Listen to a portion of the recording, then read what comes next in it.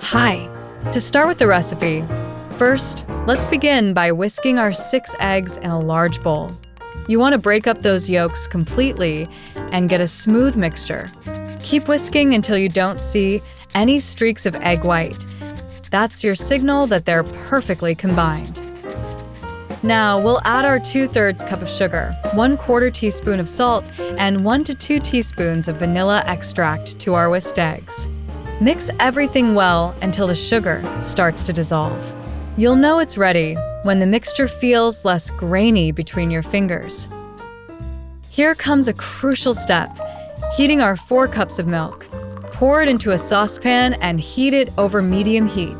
We want it hot but not boiling. You'll see tiny bubbles forming around the edges of the pan.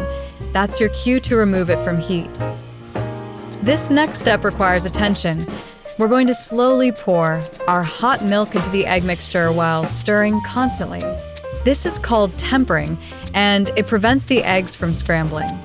Pour in a thin, steady stream while whisking continuously. The mixture should look smooth and uniform. Time to transfer our custard mixture into an oven-safe dish. Pour it gently to avoid creating bubbles. The mixture should fill the dish about 3/4 of the way up, leaving some room for the custard to expand as it bakes. Let's add some warmth and aroma by sprinkling nutmeg and cinnamon over the top. Don't go overboard. A light dusting is all you need.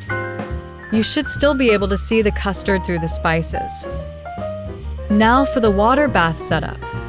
Place your custard dish in a larger, shallow pan. Add hot water to the outer pan until it reaches about 1 inch up the sides of your custard dish. This helps our custard cook evenly and prevents cracking. Time for baking.